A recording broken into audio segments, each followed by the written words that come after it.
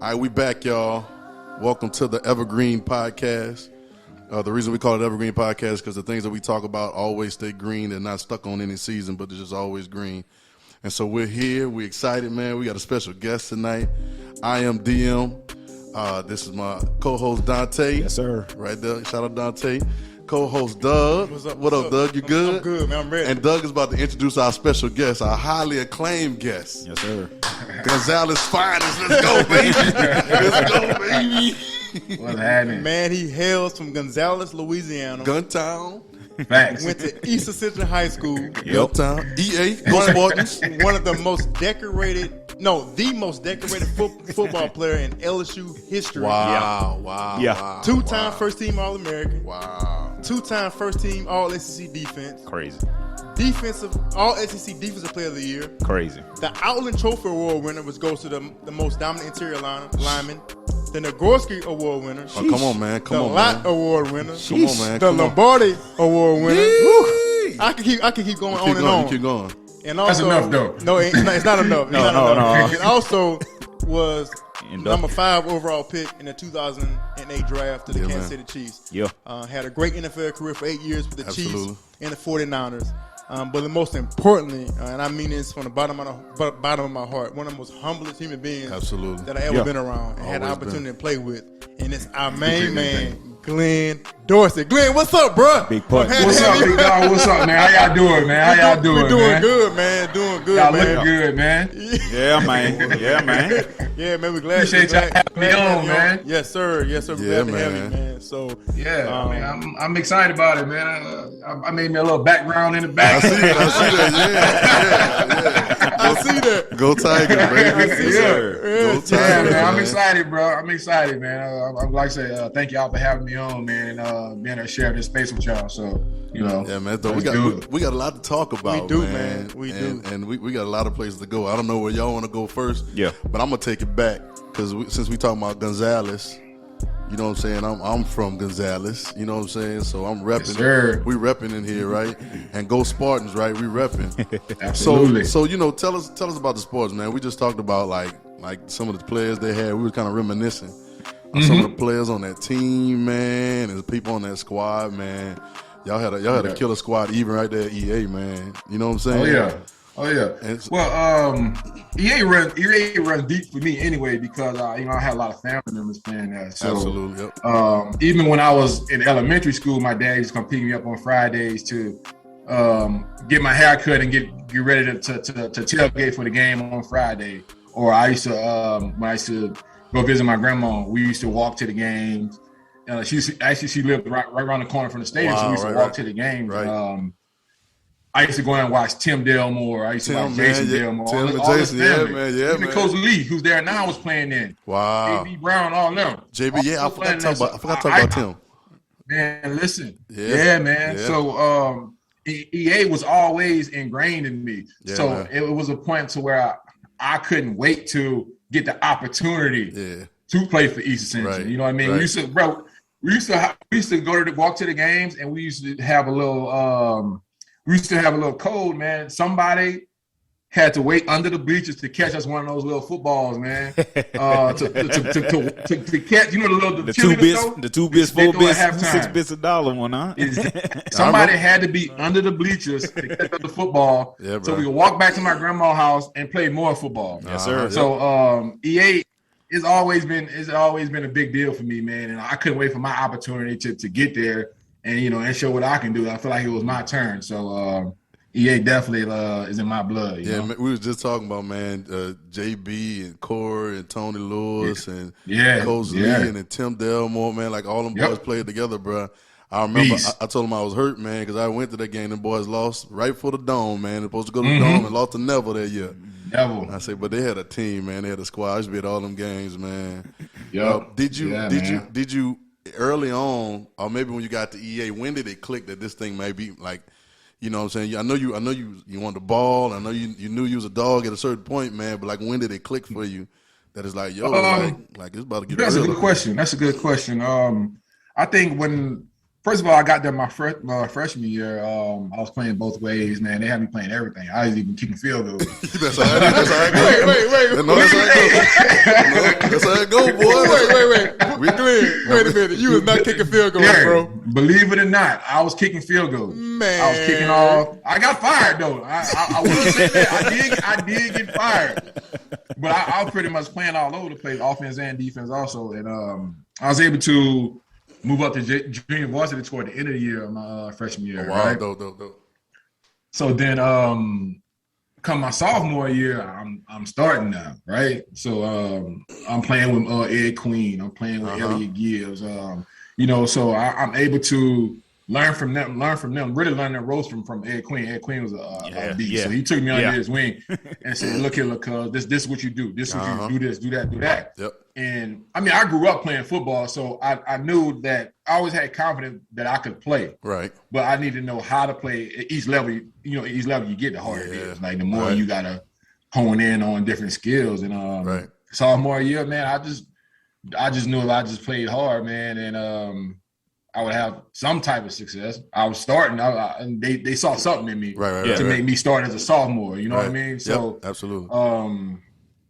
Yeah, I played my sophomore year, man. I think I was all district, and I was like, okay.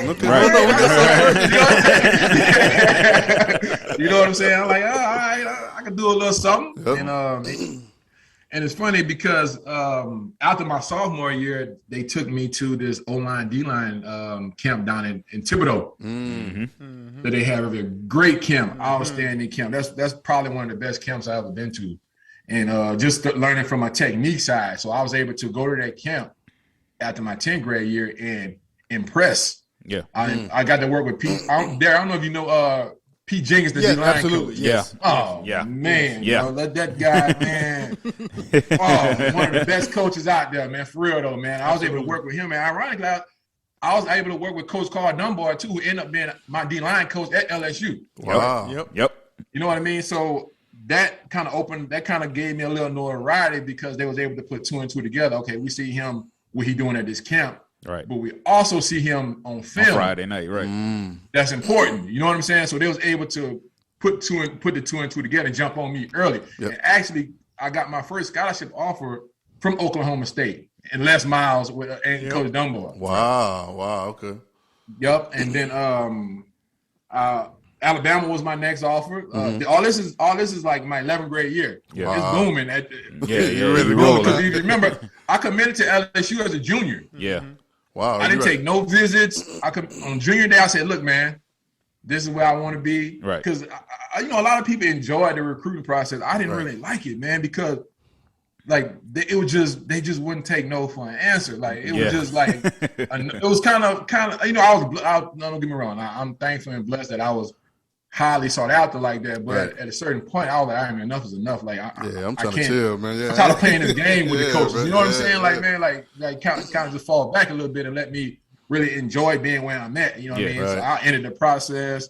I ain't take no visit, nothing like that. So this was my junior year, right? And man, it just took off after that, man. Yeah, bro. High school, yeah, for sure. Yeah, bro. Just took off. Yeah. Do you think one thing I wanted to know too? A couple of things. The first thing, when you got to LSU, the patience that you had to have.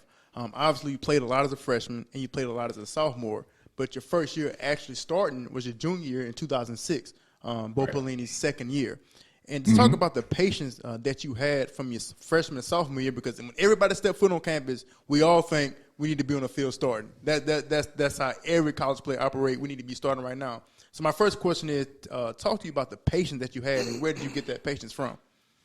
Well, man, I knew once I got to LSU, I had a ticket to the dance, man. I had an opportunity. I had a shot. Yep. Now, what happened after that, with no guarantee, they couldn't guarantee me a thing. Yeah. When Corsavi came in and recruited me, he said, I ain't going to guarantee you nothing. You know what I'm saying? I'm going to guarantee you that I'm going to give you a scholarship and you come there and work. Now, if you come there and work and you good,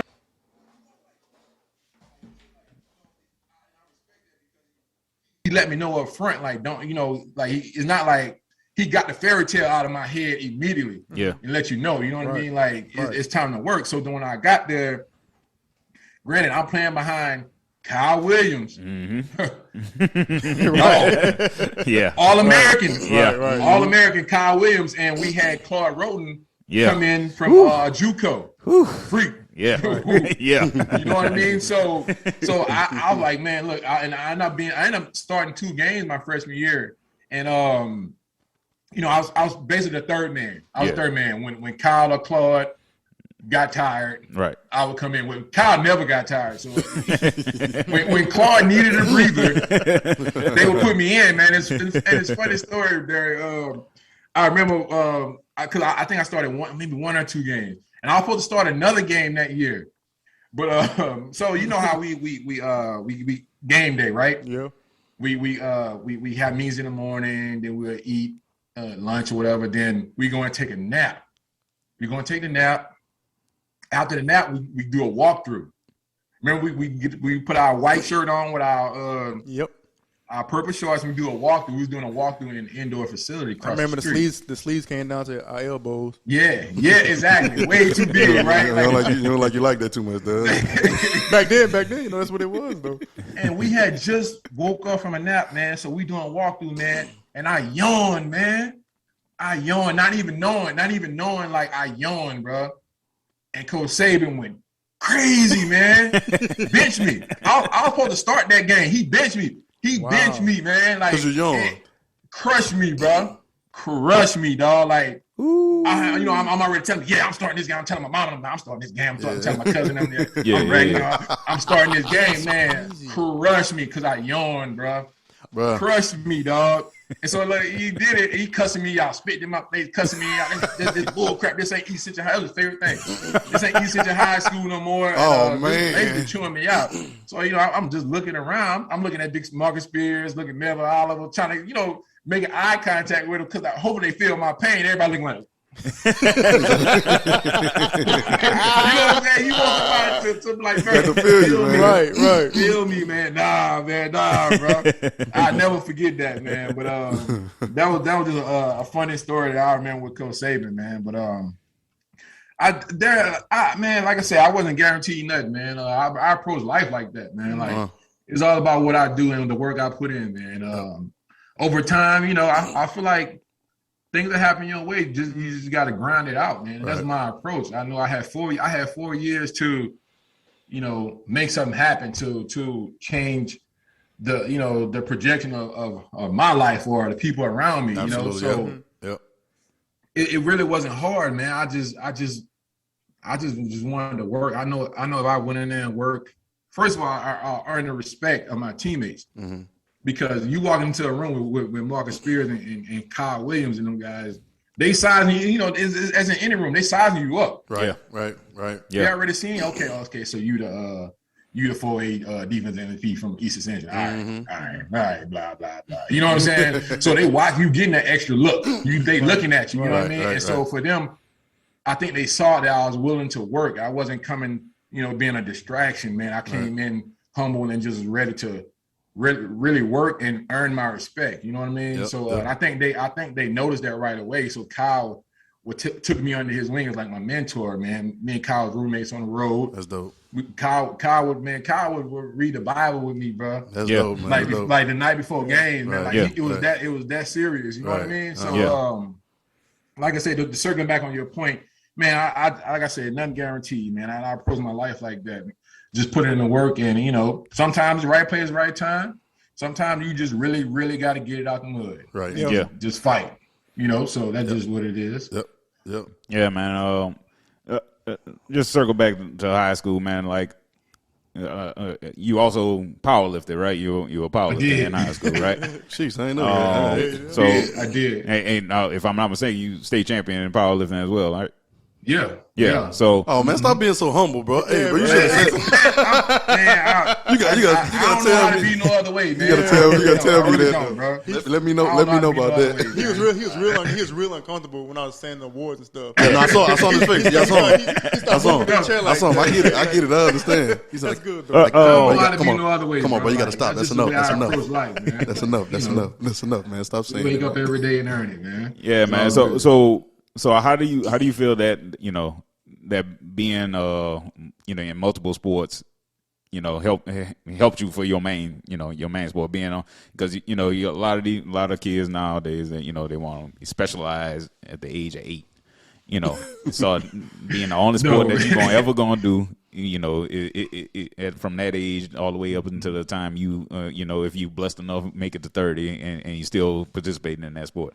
Like, how did playing, you know, multiple sports help you, you know, as in your position as a player? It helped out a lot, man. And even going from my childhood, whatever sport was in season, we was playing it. You know, it was basketball season, I'm trying to play basketball. It was baseball season, I'm trying to play baseball. You know what I mean? And I think, like, you know, it helps your body, you know, be able to do different things. It helps in agility and conditioning, you know. And I think the more you can do, the better, man. Yeah. To be honest with you, like, I think the more you can do is cross train. Right. You know, me powerlifting helped me for football. Yeah. You know, me playing basketball in the off season helped me stay in shape for football. You know what I mean? Help me footwork. That helped me. Yeah, exactly. So that helped me throw the shot put in track. You know what I'm saying? Exactly. Like it all correlates with each other, man. Especially at that age. The more you can do, the better, man. Like, I'm totally an advocate for, you know, playing multiple sports if you can, because you can take certain things from each sport, man, and you know, it'll help you in the long run. Yeah, man. Now when you get to when you get professional, I understand. Yeah, of course. Yeah, that's different. That's the bread. I mean? That's the bread, man. Exactly. That's different. But you know, coming up, I think that the more sports you can play, the better. Yeah, man. Hey, bro. Both of these guys sitting next to me, both of them spent time going to Parkview. And I heard a little energy earlier before we actually started recording officially. So I just want to see, because somebody said he ain't never want to schedule them. Somebody sitting over I'm trying to point the camera over here. Who's saying that? Who that? Who say that? He better answer up, because I ain't gonna answer up for him. But I won't hear this conversation. I want to hear what we talking about. Man, first off, you know, I got total respect for EA, total respect. And so when we was at LSU, we always just get into it in the locker room because we say, y'all didn't want to play us, or y'all didn't want to play us. But I can remember, shout out to RRP, to the Great Lake Kenny Giat. Yes, sir. I can remember going to my junior year, and you was a senior at that time in East Ascension. Mm-hmm. And all I'm saying is, Putt, when I walked into the room, he had y'all name on the board, right, before the season started. And he was like, I tried to call him, and Coach Beasley. Let me finish my story. Let me finish my story. So he walk in there. He's like, I tried to schedule EA, but we got to scratch him off. They said we ain't want to get their ass kicked by 3 in school. Hey, that was his word. And so, look, I always stuck to that story, right? And so that was true. Like, we tried to schedule you guys, but the fact that if y'all got beat by 3A at school, it wouldn't look so good on power rankings, because power rankings was huge back then. So y'all could not get beat by 3A private school from Parkview off of Jefferson Highway, connected with Airline Highway, right? Man, listen here. As a coach, you always looking for material to motivate your team. He had nothing else. He was just running out of things to tell y'all. That's all it was. And y'all saw EA, and y'all got to feel it. And then that made we made y'all play better then, because y'all got to admit, y'all got mad. We That's did. all he was doing, man. He was finessing y'all, man. We did, bro. Outstanding coach, man. Yes, sir. Coach. Much respect, Absolutely. man. No doubt, man. Great coach, man. So Great coach. So when I'm playing up there, right? And I only went through my junior year at Parkview. Touchdown had opened up and down the street. And I transferred, and me being the city, and we about to build a program. And of course we playing y'all my senior year, your junior year, right? And so everybody kept talking about man, Putt, and I'm like, man, they just kept referring to you by your nickname. I'm like, man, who it is, man? I didn't play on state championship teams up at Parkview, man. I'm like, all right, cool. Man, look. So, we was a startup program, so, I had to play both ways. I played D-line and O-line. Mm-hmm. And, of course, I'm playing left guard. Who lined up right over me but 3 tech.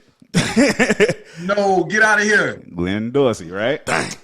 All right, so coach called 10-11 dive, man. We ain't had no athletes right then, so we had to run. We could run, which is with that wishbone, man. Yeah. All right, man. Look, that ball snapped. I don't know what happened. All I know All I know, we were supposed to double team the 3 technique. Man, this man here picked me and Blake up, put us both on our back, hit Ray Rents, caused the fumble, and recovered the fumble. Ray Rents. I was like, Blake Weber, right? Yeah, Blake Weber. Blake, Yeah. Blake was a friend of mine. Man, Blake was real cool in high school, man. Real good dude. Real good dude, I used to man. hang out at Blake's house a lot, man. Yeah. And now I coach track. So, he made me realize that my journey in this was not long. I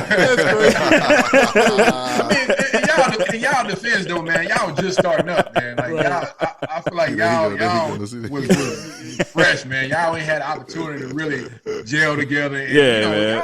Y'all was basically, just very new. Nah, man, but you made me realize there's a different level to this. Level to the game, man. And at some point, we all get that. Yeah, man. Yep. Yeah, it's gonna happen eventually. You know what I'm saying? Whether it's sooner or it's just later. Yeah, man. That was my pops told me, man. High school, or it could be in the pros. You know what I mean? Like sooner or later, you gonna have that talk with yourself. You know what I mean? Yeah, man. Yeah, man.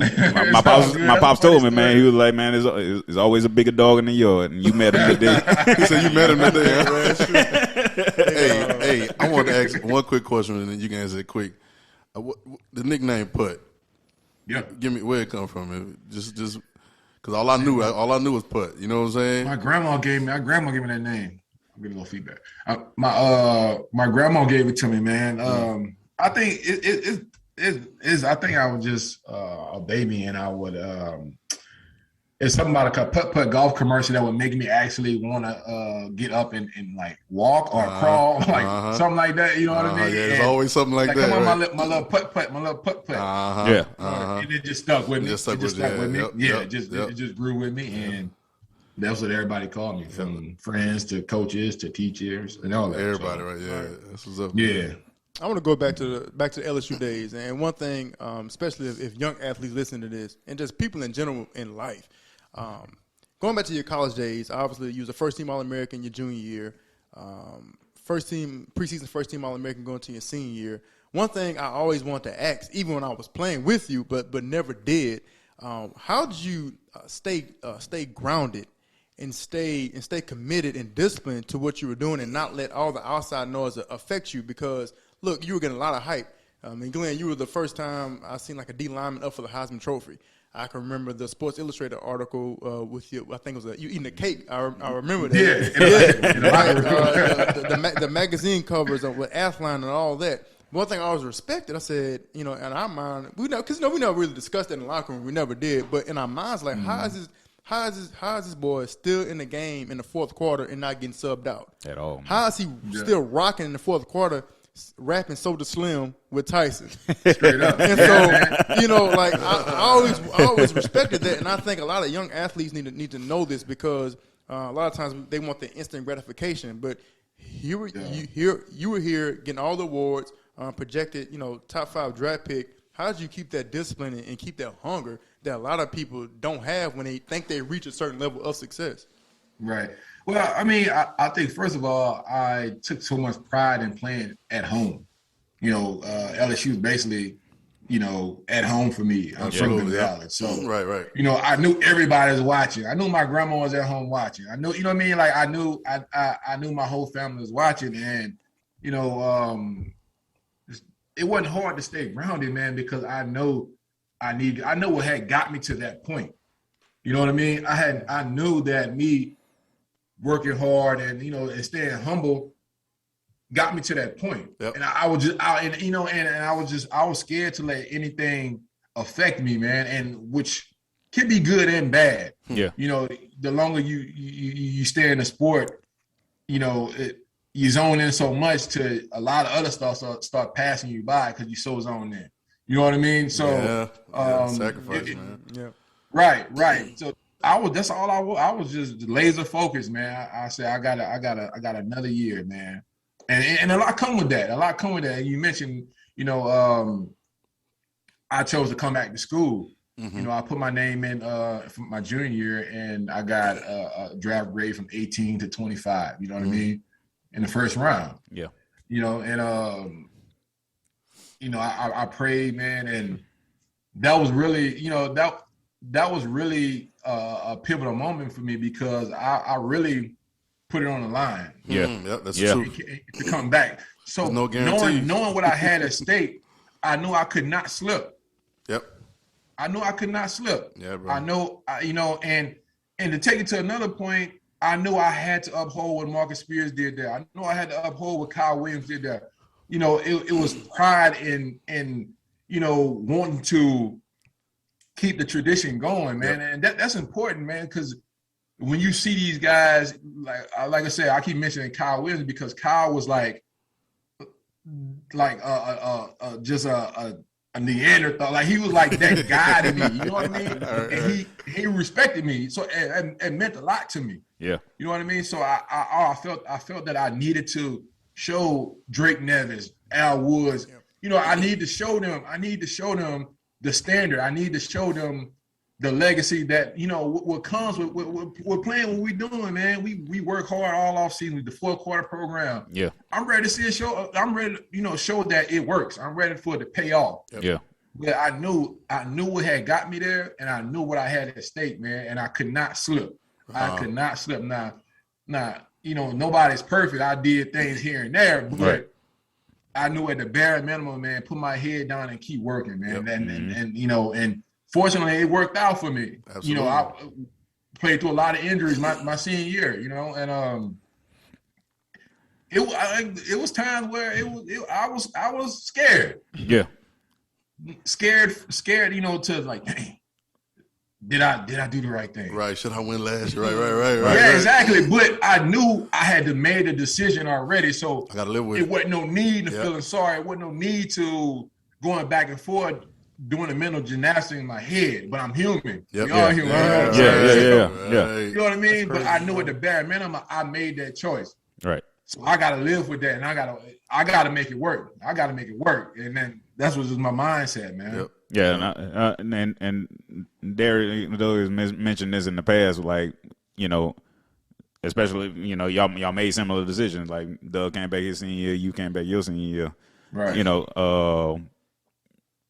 If is it I just want to see if it was similar because he's mentioned like it was a weight that he felt when he stepped out there. It was like, I can't go out here and have a bad game because my pop's gonna have to go, listen to people talk about me at work. You know what I'm saying? Yeah. Or my mom's gonna have to listen to at such and such at church.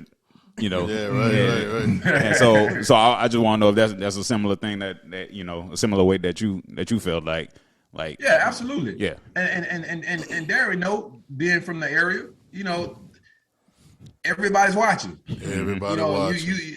Everybody loved their hometown hero. Everybody loved the Absolutely. champion, the guy who they seen come from nothing, who they seen, from a snotty-nosed kid, who they grew up with, who they seen fall in the rocks over there and see the same mark on his arm today. You know what I'm saying? Like, and be ready to tell people too. Exactly. I remember when that's true. But people take a liking to that, man, and be rooting for you. So that was pressure to, I got to represent for him. Yeah. Yep. And and being young and impressive, you don't let nobody down. Right. You know what I mean? So I think we can relate in that area. Yeah. So once the senior is over with, and now you're a top 5 draft pick, just talk about that process of being drafted by the Kansas City Chiefs, and how was that transition from LSU to the NFL? What year was that? What year was 08. that? 08. I was in the 2008 draft, the 5th pick. Now I know too much about John Glenn. He's like, what draft? 2008. Hey, what pick was he? Number 5. Number 5. What kind of suit he had on? It was a double-breasted suit. Right? He had a Windsor knot. A full Windsor. Yeah, you know what I'm saying. So going there in the draft and getting drafted, man, I was able to fly my whole family to New York, man. It's beautiful, man. It's beautiful. I'm talking wheels at least 25 deep. Wow. From Gonzales, Louisiana. Man, come on, man. New York. Come on, man. I already know, man. It was one of the best feelings. I felt so accomplished that I was able to, achieve that on outside of the football, just with my family. Yeah. they can always look back and say, man, I went to New York City, we Putt got us, you know what I mean? Like to New York City and going through the draft and being in Radio Music City Hall, man, like that was always something that growing up as a kid that I wanted to do, but I felt like it was like so far fetched. Yeah. You know what I mean? So it was kind of, once I did get there, it was like a surreal feeling like we here. Yeah, like, you know, and here comes here comes Deion Sanders tugging on me, man. What's up, big dog? What's up? Yeah. Here comes Steve Young. You know what? Don't button the top button on your suit. That's who taught me. Yeah, that's who taught me. Steve Young, man. He said, "Come here, man. Don't button that top button on your suit, man." Like he would just. You know, I know he might have told me to button the top button and not the other. And not the bottom of the bottom of the ass. Exactly. He said that's what it is. He said, man, because I'm all the way up. I'm moving like a robot, you know. You know what I'm saying? That's hilarious. So, he told me, man, you gotta relax. This is how you do it, man. Relax, just chill, man. Relax, man. But the draft was an amazing thing. Like I said, I brought my whole family up there, man. On draft day, so, you know, they woke us. My family, I didn't enjoy it, but it was like working for me because we had a lot of appearances. I got to put my mom to be on Good Morning America. What an amazing feeling, man. Wow, man. My mom growing up watching that show, and my mom, you know, I got my mom on that show, man. Like that, but that meant the world to me, man, because I know she liked that show. Yeah, you know what I mean. So, draft day come, the actual day, and I meet downstairs and. We ride into the draft. I took a shot. Mm-hmm. Get to the draft. You know, I'm doing interviews. I get drafted. The whole while I forgot to eat. I didn't eat a thing, right? So I get drafted. Do a bunch of interviews. Get on a bus back home to go back to the hotel. Taking more shots. Oh, wow, I'm forgetting. You still ain't nothing. You still ain't ate nothing. Ain't nothing on that stomach, boy. Man, get back to the hotel. Going straight to that bloodstream. Get back to the hotel. Champagne, toast. Still ain't eat. You get a shot. Still ain't eat. Get dressed. I think I had a party at like the 40-40 club in New York. Man. Okay. Get dressed to go out there. They threw it for me. You know, right, but I know that. You know what I mean? Yeah. Get dressed to go out there. Limo ride to the club. Shots. Yeah, that's how it goes. Still have not ate a thing. Nothing. I walked in that club. Ordered something to drink, passed out 5 minutes later. I already know. Man. My draft night ended just like that. Wow. Good night. I was there 5 minutes, man. Wow. And my cousin carried me out the club, man. I had not ate a single thing, man. And that's one of my regrets from that day, man. I wish I had ate some bread. Some bread, man. You need some bread, brother. Some bread. Man, eat something. Just a little bread would have worked out. Why didn't nobody tell me to eat? Make sure I was eating. Bruh, that was a funny story. I'll never forget that, man. I'll never forget that. And getting to Kansas City, working in Kansas City. Yep. I struggled my rookie year. You know what I mean? Trying to get my feet on the ground. You know, trying to learn the ropes of, you know, the game speed. Yeah, it's different. Huh? It's different, huh? In the league, everybody's that man. Right. Everybody. Yeah. Practice squad guys, that man. Right. Don't get it twisted. As you know, Derek, like everybody's that man. So, you know, trying to understand what I need to do, work here, work there, right? So I know what I got to one sack my rookie year. Yeah. So then the following year, change the coaching staff, right? Change the coaching staff. They bring in Romeo Cornell, Todd Haley, my head coach. Yep. They changed from a 4-3 to a 3-4. Mm-hmm. Yeah, that's a whole different world for me. I had never done it in my life. You know what I mean? Right. And you know, and now I'm not mistaken. I might have seen an article with Albert Hainsworth was going through the same thing. Yep. He got traded.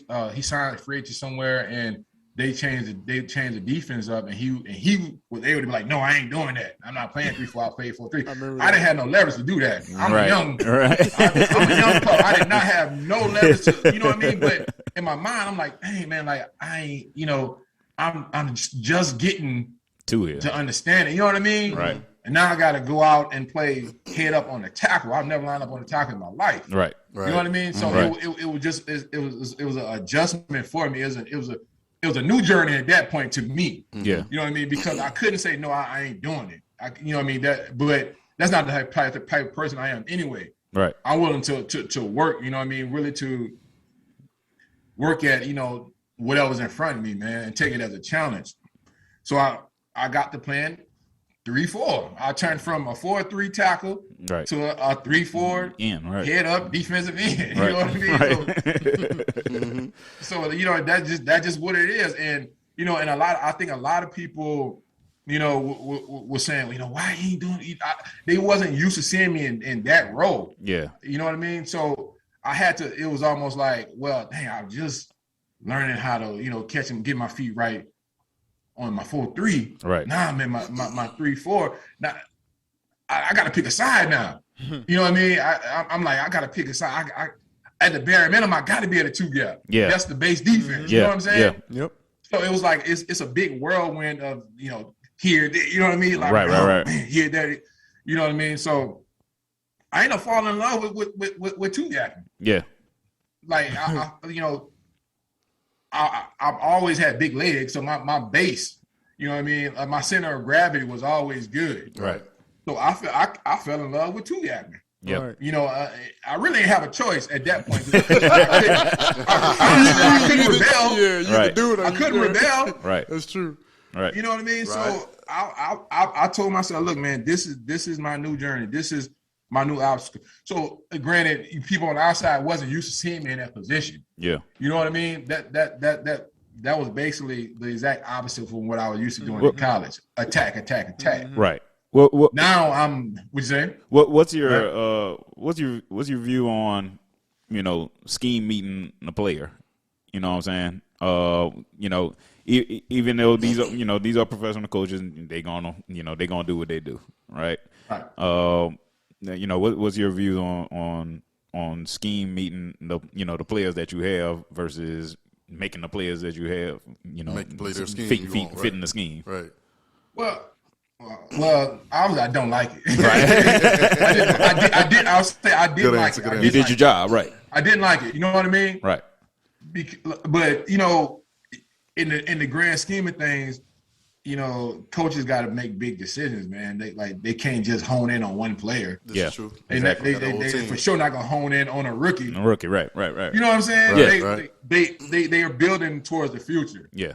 So in the same sense, I can be mad, but in the same sense, I understand if they see that projection for our team, our defense as a whole. Mm-hmm. You know what I mean? Mm-hmm. Yeah. So it's like a selfish thing, but then it's a team thing at the same time. Right. Got to find that balance. You know, so I understand it now. It ain't fun when you the guy that's actually playing out of position. You know what I mean? But you know, that's just the way the cookie crumble, man. Yeah. And you know, you make the best of it, and now it's a new challenge. Yeah. You know what I mean? It's a new journey. It's a new, you know, it's just ways to just be resilient, man, and just keep fighting and believing in yourself, man. Yep. And I was able to play 9 years. You know what I mean? Right. Wow, man. Yeah, for real. At 3-4. For real. At 34, I end up from the story. I end up going to San Francisco. They just come off the Super Bowl. Mm-hmm.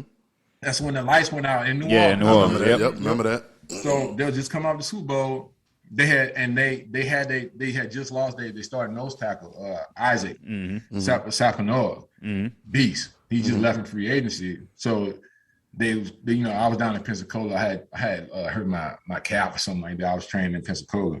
So they called me up and they were like, "Man, I want you back. I'm like, "Oh, let's do it. They just come out of the Super Bowl. They're like, but now you're gonna play nose tackle." I'm like, can't get a break. You know what I mean? I'm like, wait, what? Right. Man, man. At that time, I was cool with playing 3-4 though. Yeah. Right. But now it's a new position. New position in the 3-4. Within the 3-4, you know what I mean? Uh-huh. I fell in love with nose tackle, man. Wow. I was like, man, I should have been here for The a whole long time, right? Crazy. Yeah, man, I really did, bro. I really enjoyed playing nose tackle. Yeah. I got there. I think my first year there was in 2013, man. Enjoyed it, man. Oh man, I had a blast playing nose tackle, man. I had a great year, man. Great, man. We that's when we ended up losing in the NFC Championship to Seattle. Yep. Yep. I don't know if you remember. That's the Yeah. whole Yeah. Crabtree and I remember. I remember. Yes, I You know what I remember. mean? Yeah. So, and like I said, we ended up losing that game. We was a quarter away from going to the Super Bowl. Man. Yeah. I can tell it still hurt you. It still hurt. Yeah, you can man. never you do it there. You can never live that down, Right. man. And still stings. But yeah, so I finally got my feet on the ground, man. I felt comfortable right there. Yeah. Come training camp, I worked because I trained the off season in San Francisco. So when I got there, the GM was like, "Man, look, I'm gonna sign these papers, and you're gonna move to San Francisco this weekend." I'm like, "Wait, what? It's the off season." He made it mandatory because they believed in the group. They believed in working out together like just that much, man. I got to work with Justin Smith. Yeah. I don't know if y'all remember. Yeah, man. Absolutely. That's a bad white boy right there, man. Absolutely. Oh, like bull. Right. What? Oh, man. Yeah. So I get to, get to work out and train and pick his brain and stuff like that, man. So I'm in my groove, man. First day training is my birthday. On my birthday, August 1st, man, I fit up on a guy, released off of him, tore my bicep, man. Man, I was crushed, man. Man, I was crushed. Because I had my momentum going, you know what I mean? Yeah. Everything was starting to fall in, right? I'm in my bag, you know. My bag, man. So man, ended up tearing my bicep, man, on my birthday, man. So then I tore my bicep. It was normally like an 8-week injury, but my bicep, man, it would. I didn't feel the same, man. So I ended up having to miss the whole year. Right. Yeah. Wow. Right. You know what I mean? And I ended up signing a contract extension after I got hurt. Doing You know that what I mean? time. Like Right. They use that leverage. Right. Yeah. You know what I mean? Yeah. That It's the uncertainty game. you It's the have, game, because I don't know how my arm's coming back. Right. You know what I mean? So they use that leverage to, look, we got a deal for you. You know what I mean? Right. You know, so I ended up signing game. an extension, man. Yeah. And I got to play a little longer in San Francisco, and I think 2015, man, I ended up tearing my ACL, man. Wow. Yep. Right. Yep. Man, that was brutal. I ain't gonna lie. Like, Yeah. First play of the game in Seattle. Again. Seattle again. It's something about Seattle, bro. Like, Hot dog in Seattle. Hot dog in In Seattle. Seattle, first play of the game. Well, I had tweaked my knee like 2 weeks before that. So I really should have sat down. I really should have sat down. But you know how it go. You know how it go though. But You yeah, know, man, trying to play, man. I ain't trying to hear that, man. Yeah, you know what I trying to mean? play. Like I'm trying to play, man. But end up tearing my ACL. I ended up rehabbing in the off season. Coming back in 2016, like 8 months later, against the Carolina Panthers, and it just was, man, you're just different, man. Yeah. My knee was just different. Like, Yep. I couldn't get myself out of tight spots like as usual. Right. You know what I mean? I You get it. You can't pivot as hard as usual to get out of tight situations. At the bare minimum, at the bare minimum, you got to be able to get out of a tight situation. Absolutely. You know what I mean? Absolutely. And I just didn't have it at the time. Now, I got it toward the year, as time went on. But I was having to rehab 2 hours before Constantly. practice. I had Right. to, Right. it started. My body started just, man. Look, it's taking longer and longer to get ready just to practice. Right. Just to practice. Right. Just to practice is getting. I'm out there 2 hours. It's getting longer and longer to get ready for practice. And man. it shouldn't be. Yeah, man. So that's why I like, man. Look, I had a good time, man. Yep. I got to play in London, man. I got to do all these great so things, many different man. things. Right. It's time to hang it up. It's time for to roll out, my right? next journey. Yeah, man. What year? So what year you retired? 2016. After the 2016 year, this was my last year. 2016 season, yeah. So yeah, man. We talked a little bit. We have conversations here about a lot of different things, and Doug is our, in-house NFL pro athlete. You know what I'm saying? So he knows, and so we have that conversation sometimes. We've had it outside of the podcast too, just being friends. But what's it like for that transition after ball? I mean, something that you've been doing, you know what I'm saying, your whole life. It's your career, man, and your focus has been on that so much. You know what I'm saying? I know, we've been focusing on family and everything else, but our focus has been so laser on this game, on this sport, and just being the best at it. And then now it's time to retire, and now it's time to transition. And how old are you at that time? 2016. You're what? I'm 30. 30. So you're 30. You're still a young man. You know what I'm saying? So so let's talk. Tell us about how like the transition from playing the game into life after the game, and just the mindset and everything. You know what I'm saying? Yeah. That's a lot to unpack with that. You know what I mean? Basically doing something your whole life. I've been playing football since I was 6. Right. Wow. You know what I'm saying? So I always had that. I always had that outlet. Football was always my vice to. If I didn't like what was going on at home, I'm just going. If I didn't like what's going on at school, somebody pissed me off here, there. You know what I mean? Football was always there for me to take it. You know what I mean? To zone out and just take it out. Like just I'm here. You know what I mean? Even and to get on a more serious level, even death, man. Like even just things like that that's going on around me. Right. I always had football to.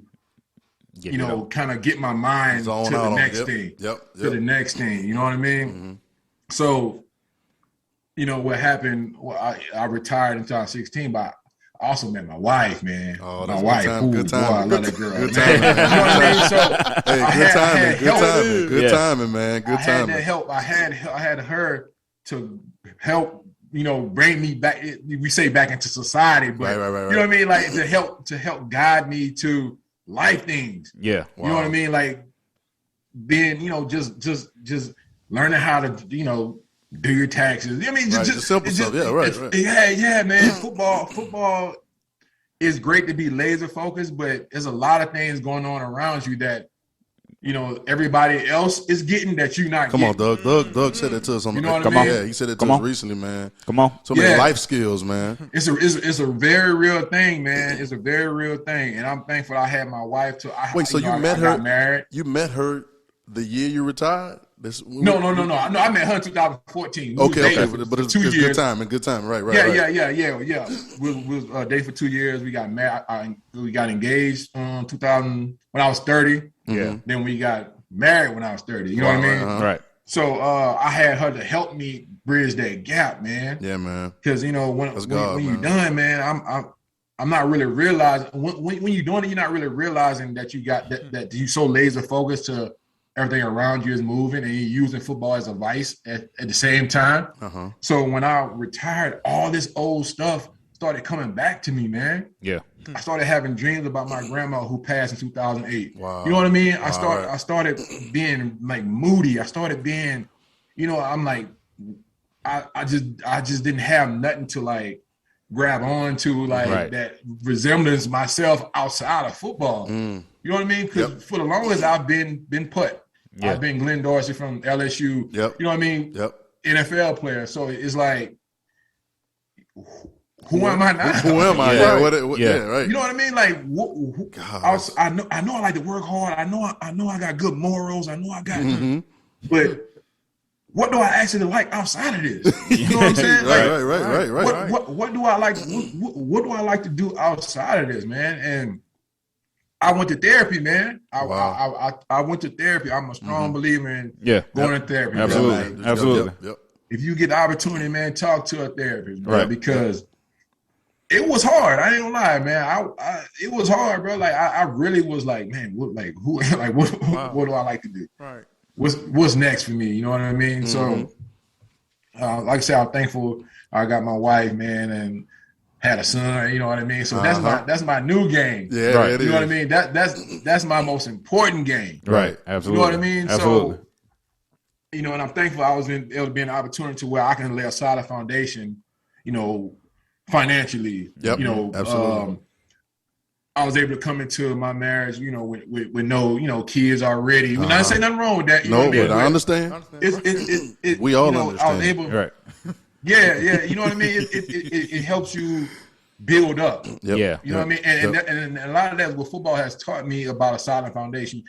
At the end of the day, you got to have your technique when you're tired. You got to have your technique when the guy in front of you is just as good as you or better than you. Right. You know what I mean? Right. So that's why I approach life now. That's why I approach it with my marriage, with my son, man. A solid foundation, and I can build up from there. I can handle that. But I need this solid foundation. Stand on. And that's how I build up from, man. Like I said, thank God, man, I'm in a blessed position to where I can do that. Yep, absolutely. You know what I mean? Yep. So That's great. it's definitely been a journey, man. Yeah, man. Great one. You know what I mean? Right. Yeah, man. For real, man. Man, so just stringing that back, like, you know, you like you said, you had to have that laser focus on the game, right?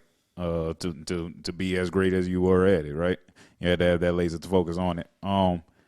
So with, you know, name, image, and likeness with the collegiates now that are able to do these things and to see, you know, to see what their opportunities are outside of the sport that they participate in.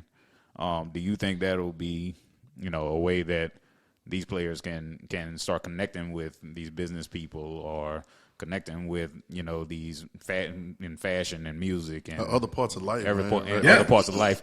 What do you think that ultimately will help them, you know, have something to transition to after they're finished at whatever level, you know, they're finished playing? Right. I absolutely, man. Turn up, man. Like, good for them, man. I'm happy for them, man. Right. I mean, let's be honest. We all know it's long overdue. Yep, absolutely. You know, it's long overdue, man. And I'm happy for them, man. And you know, people. I think what we need to do is just forget about just, you know, being the student. Not forget about it, but move on from the student athlete, like as we know it, Derek.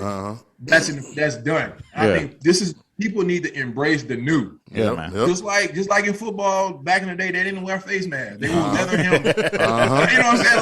Like it couldn't work natural, right now. Right. Exactly. It's natural progression. Yeah. Right. You know what I mean? So now it's gonna be give and take. I think it's gonna be the Wild Wild West at first, for sure. Absolutely. They're still figuring it out, which and that's normal with anything. You know what I mean? When it's new, it's gonna be all over the place. Now, there's a lot of pitfalls that can happen too. You know, I'm thinking. So I was saying that they were saying that you can pretty much do what you want to do, but you can't do like tobacco and anything alcohol, right, like that. Right. But what if somebody wants to do that though?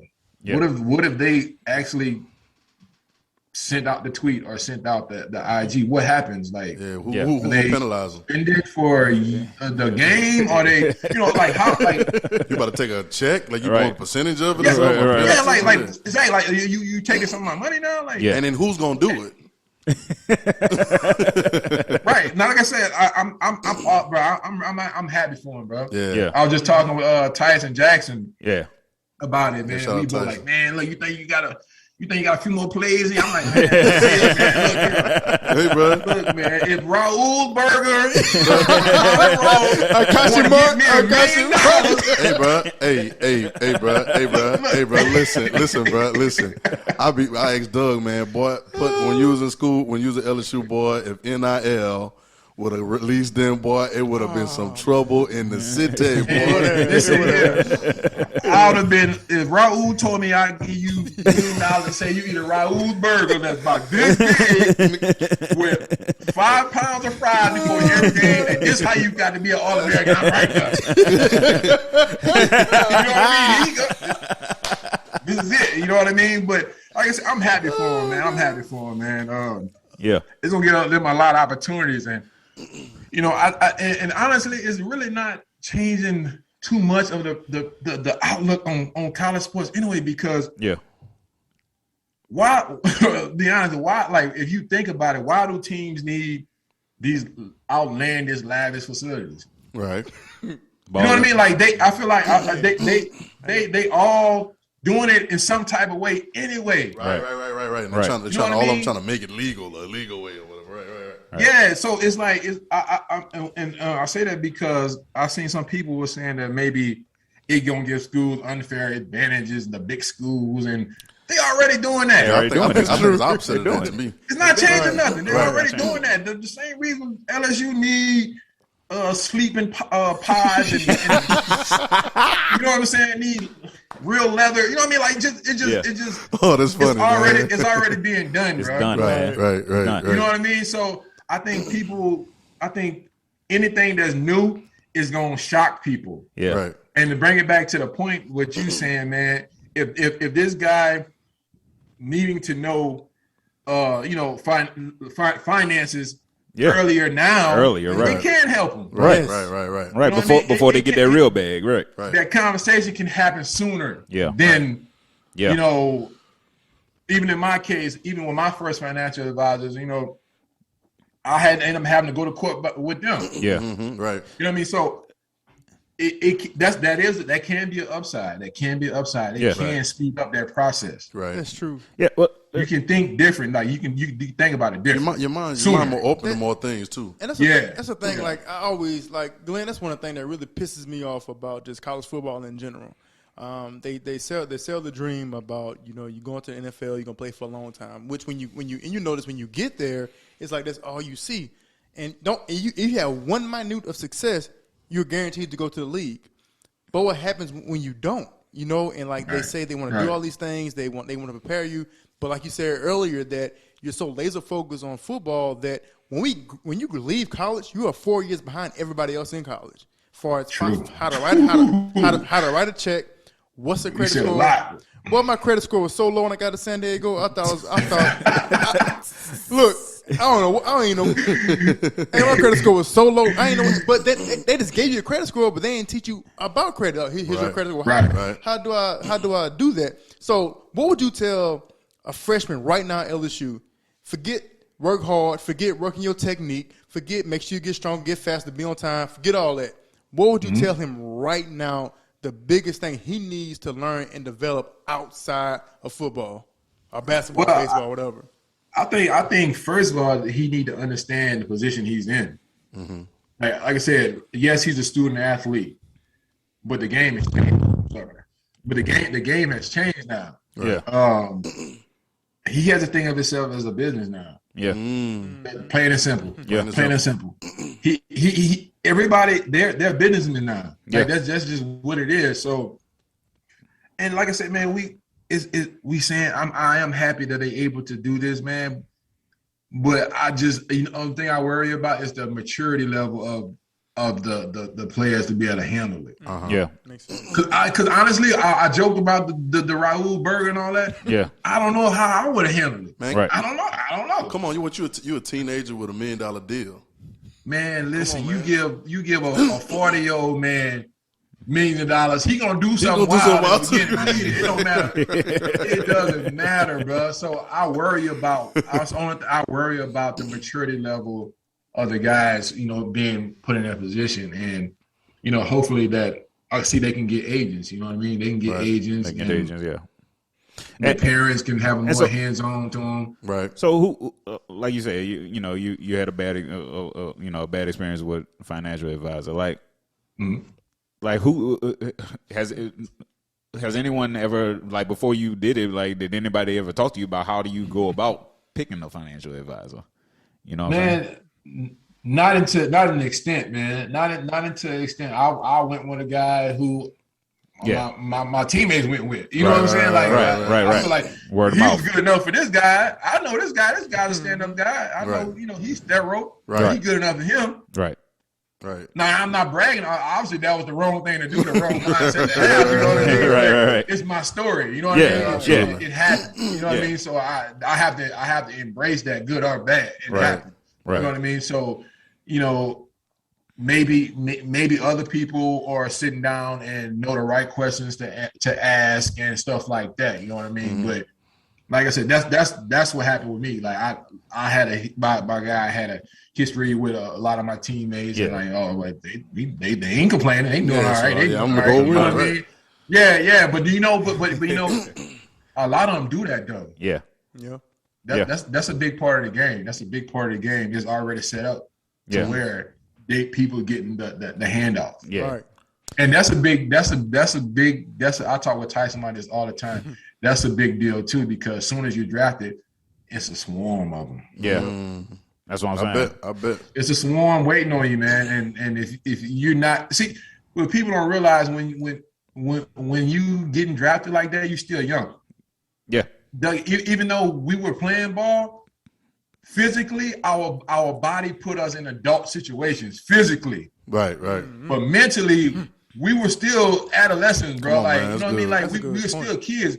But what happens is your body and your physical attributes, you know what I mean, and your skill puts you in adult platform situations to where, yes, you might be able to bench 500 pounds. But can you balance a check? But you know what I'm saying? Like, right. It speeds everything up to where, you know, sometimes your physical self is not at par, like not at the same speed as your brain or your mind. You know what I mean? I get it. And that's why you see a lot of young athletes getting in trouble like that too. Yeah. Because they got access to everything. Yeah. And people are saying, man, if I had this, I wouldn't do that. But man, you understand.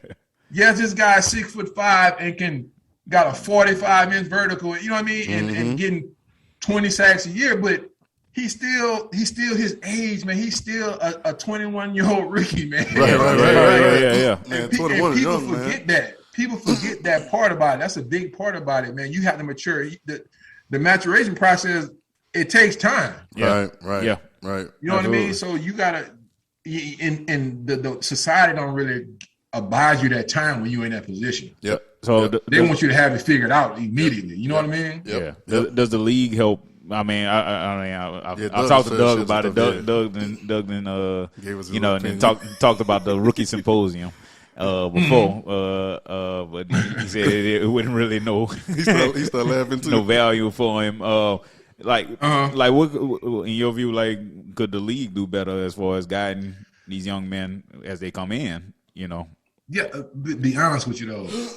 The league, we were having seminars, man. I'm gonna be completely honest. We were having seminars, but is my mind ready to hear that? That's good. You know what I mean? Yeah. Is my mind ready to listen to something that's really gonna affect me, if God willing, a decade from now, not tomorrow. Right. You know what I mean? So you fighting that. You like, man, look here, man. It's today. Right. Okay. Right. I don't know what's gonna happen 15 years from now, man. I'm retire where? Get hurt where? Never. Man, I'm about to make $1 billion. You know what I mean? So like, it really is really you know, interesting to see, you know, how people handle those type of situations. And I'm never trying to get down on a young guy who's trying to figure it out, man, because at the end of it, that's all we doing. Some people got to figure it out in front of camera. Some people got to figure it out in front of the whole America, the whole world. Some people gotta succeed or fail in front of the whole world. Like, you know what I'm saying? Like, it's a magnitude of different levels of things, man. Like, but yeah, man. Yeah. I always shout out Doug, man. I always shout out Doug and his foundation, because I like what he's doing. He's telling the kids, you know, that, you know, we grew up talking about ball is life. Everybody, that was the thing, man. Ball is life. Go, if you want to play ball, go out and hoop in the rain. Michael Jordan did it. You know what I'm saying? Ball is life. And one of the things Doug is always talking to the kids, and it'll be dope if one day you can get him to come talk. He is. Yeah, come talk to him. Yeah. I am, man. because this thing, because what Doug is always telling them is, man, is life after sports. And sports is not the only thing going on. Even though you're focused and you have to be elite a lot of times at it, there's still other things in life that are going on at the same time. And just to be able to learn these things, man, I just love what he's doing. I'm always shouting him out because of that. And even Dante, too, man, working with these young athletes, working with these young track athletes, and telling them about the other parts of their life. You see what I'm saying? The emotion, like you're talking about the therapist, the emotional parts of your life, dealing with some of these things that can come up that you've suppressed for so long, you know, just by whatever means. Now you can actually, you know, kind of function and process these things as life goes on, and you don't have to have a relapse, or you don't have to have a return on things. And so I think that's dope, bro. And I think I'm glad you got on this podcast, man, because there's so many gems been dropped on here, man, and just so many different things. Just going through your story, man, just some of the things that you were saying, man, even about the humility and everything, man, it's great to hear, man. People need to hear stuff like this. You know what I'm saying? And, you know, just put your story out there. Appreciate y'all, man. Yeah, man. I don't know if you thought about this. Like, even hearing you talk tonight, it was insightful. And I learned a few things, too. So if you ain't thinking about it, Glenn, like, you need to, as far as your platform and getting out and telling your story or writing a book or whatever it is that you need to do, man, I think people need to hear what you said just now. Absolutely. Hey, if you ever want to write a book, I got a plug. Yes. Yeah. I got a plug. Hey, you need to write a book, bro. Something, man. Like, get it going. Whatever works best for you. But something to get it going, because even me, I know you. You know what I'm saying? I know some of the story. You know, we went into details, and I'm sure there's so much more we could have gone into. You know what I'm saying? But just to be able to hear it, I don't think it's people need to hear it. That's, you know what I'm saying? Right. Yeah. And another thing they need to hear too is how I used to try to take my tackles back in the day. You pointed the picture, Doug. If you watch it on YouTube too, there's a picture in the background. You can see his hand trying to come through. Always trying to hate and take my tackles, bro. Like, you know what I'm saying? You can't make all the tackles, but look, I appreciate you. You did a great job of keeping the lineman off of me. Hey, tell him what you said to him earlier. You did an excellent job, bro. You know what I'm saying? Taking my tackles, bro. You want to turn it on for that. But listen, to piggyback on what you said, I have to look at this highlight all the time. I made a sack or I made a tackle. I stand up. You push me in my chest, knock me. Basically, I hit the back of my head on the ground. I remember Why did you do that? I remember that. But he too hype. That was good. Hey, Glenn, we gotta find that highlight. Glenn, don't you know? First off, that was against Kentucky. That was against Kentucky my sophomore year, your junior year. When I did that, when I pushed you, like, I pushed this dude so hard, bro. Hard. I'm like, Dougie, are we friends? Yeah. What's wrong? Why are you mad at me? Are we friends or not? Like, hey, I pushed it so hard. Hey, be like, nigga. Bro. I pushed him so hard, bro. I kid you not. It's a true story. When I did that, the referee came up to me. Serious, no joke, true story. He came up to me and said, if you do that again, I'm going to throw a flag on you, but it's your own teammate. He said, what are you doing? No, he told you that. Yeah, he did. I said, man. Doug, what was it? You was hype, huh? No, he took my tackle. Nah, man. No, I was hype. We might need to shoot a foul one. I was hype, man. I was hype, man. We always turn on. Hey, Swag, I know you listening. We gotta find that highlight, Swag, so we can use it. We gotta use that. They already know we had a blast out there, man. That's why it was so special, man. Yeah, like, it was. Both of us being from that town, man, and just having so much fun, man. That was definitely a special time, a special era for sure. Yeah, man. Definitely, absolutely, man. We enjoy watching it, man. Yeah, man. Oh yeah. That's for sure. Man, this is fun, bro. Yeah, but this is dope, man. It was. This is dope, and this don't have to be the last time too, bro. We you know what I'm saying? We got guests come on. We be talking about all kind of stuff, bro. He ready now. He got the mic. He got the mic. He ready to roll, man. That man ready, man. Got that mic. He got the headphones, let me know, man. man. Yeah, man. We appreciate you. Man. We appreciate time, you coming man. by, but appreciate your time, man. We celebrating you, bro. Celebrating your life, man. Your success, man. Much more greatness, many more blessings in the future, man. God got a lot for you, man. Many more things gonna open up and unfold, man. And it's just, it's just getting started, man. You know what I'm saying? Oh yeah. Just before you hop off, man. Just want to give you a chance. Anything you want to promote? Anything you working with nowadays? Yeah, man. I ain't got nothing to promote, man. Yeah, don't worry about nothing to hey, promote, hey, man. next time we're gonna be promoting a book. Right. We're promoting a book. Something out there, man. A book and a podcast or something. I just take it day by day, man. I'm just blessed, man. I work out every day. I'm just living life right now, man. Absolutely. I'm back in school, finishing my degree at LSU. Wow, okay. Oh, okay, Wow. okay. Shout out. Man, that's a promotion right there, man. What's your major in, bro? What's your major in? Well, it's going to be general studies. Right, Yeah. you finish it up. Finishing up. And it's psychology. Okay. Man, Okay. Hey, Yeah, Glenn, man. did they change the curriculum and added hours? Man, they must have. Yeah, no, I think what I got. Bro. I was like, wait, what? Bro. Look, when I went back, I walk in the Cox building. I'm about to finish my degree after I finished playing. So I walk in the Cox building like, man, this finna be a breeze. Man, I walk in there, man. I had 6 hours when I left. Because the thing about it, when you leave, you don't realize I was supposed to graduate that spring. Right. But when I left, I went and trained. Right. Like all of us. Exactly. Like we exactly. That's the same thing. we're on track to graduate. Which look, let me tell you, if I could go back in time, And just I finish might it. just stay down here and finish it because Yeah. But we don't think like that. I'm going to Florida. You see the stuff on TV. You ready to go, man? Ready to go. That's a whole nother story. Man, I walk in there. I'm thinking I got 6 hours. Man, it's finna be a breeze. I'm walking there like Fred Sam. I'm strutting. I'm strutting. Hey, Glenn, they put that paper down. Wow, man, you got 28 hours left. I said 28. Yeah, I know. Hey, I almost walked out. That's you, man. I almost walked out. I almost walked. All I'm Yeah, gonna say that's the reason I ain't finished. I went back and finished one time, and they was like, "Oh no, you gotta go." I said, "Oh no, I ain't got to go nowhere. I appreciate y'all, man. God bless y'all." All I got to do is stay black and die. Right.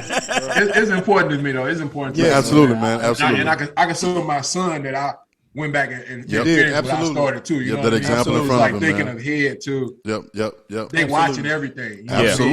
Absolutely. He can say, "Oh, my daddy played NFL," but he also went and finished his degree, something he didn't have to do. He didn't have to. Right. Absolutely. I'm always thinking of ways where I can motivate him because he didn't get to see me play football. Wow, that's You know, crazy. he got YouTube and all that, but Right. he didn't get this. You know what I mean? That's why I'm doing. I'm getting inducted into the Louisiana Hall of Fame at the end of this month. Yeah, right? man. Wow. Congratulations. So thank you, man. So I'm flying. You know, we flying down, and I gotta have my son. I'm working with him. He's 3. Putting a mask on. Right. That's been a journey. You know what I mean? I think he's right there, ready for it. He need a mask to get on a plane. Right. Yeah. You know, it's FDA.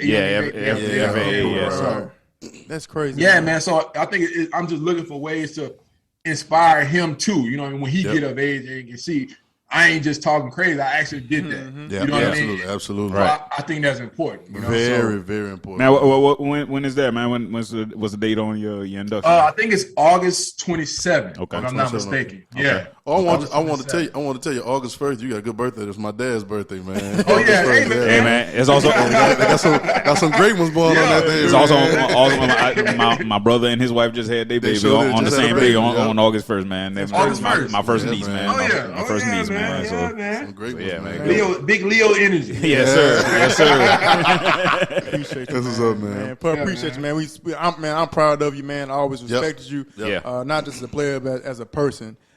Your humility, the way you treated people, the way you treated me, how you impacted me my freshman year. And I can remember it was in the huddle one day. I was having a bad day. And you know how Pelini was, especially with his linebackers. He was really tough on us. And he just yell at me all the time. And something you told me one day at practice was running 907. And you told me, he expects more out of you than anybody else on this field. He said, you told me you was going to take it as a challenge or you going to cave in. What you going to do about it? And so from that point on, it stuck with me. And it's wasn't just about football in general. People don't realize the words that you say, there are seeds that are planted that can help me 15, 20 years down the line. So I was respecting that. Right. I'm proud of you, man. Keep it going. Much prosperity, health, and blessings. And write your book, Glenn. Write your book, We'll man. see, man. Yes, Thank sir. y'all, Yes, man. man. Thank Appreciate y'all, you, bro. man. Love, Y'all bro. doing a great thing as well, man. Yes, sir. Thank y'all for having me on the platform, man. Anytime. Much respect. And anytime y'all want to chat some more, just let me know. Like I said, And you ready? You ready now? You ready, man? You ready? You know what I mean? Hey, you are officially a podcaster. Yes, sir.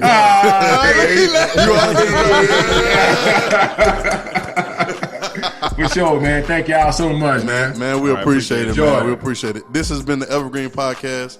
Make sure you share, like, subscribe, follow our Instagram, and I'm going to say it again. What I need to tell them, Doug? Look in the camera and tell them. Man, just hit the follow button. Just hit the follow button. It's free to follow. It's Go to free to Evergreen Pod follow. on Instagram and hit the follow button. That's all you gotta do. Just free. hit the follow button. To follow. Make sure you follow, tell somebody about it. We're on YouTube, we're on Apple Podcasts, on Spotify Podcasts, all that good stuff. So make sure you go and tap in to the Evergreen. Thank you for our guys, that our engineers that make sure we look good, sound good. Swag. And shout out to Jam, you know what I'm saying? Making sure everything is tight, man. We just excited, man. Putt, we appreciate it. I'm saying Putt, man. Glenn, I don't know. We want this to be official, man. Now, Putt is cool, man. Yeah, I don't know. Putt is cool, man. Man, it's all good. We appreciate you, bro, and we'll do it again sometime soon, man. No doubt, man. Thank y'all, man. I enjoyed it, Yes, man. Yes, sir. Yes, sir.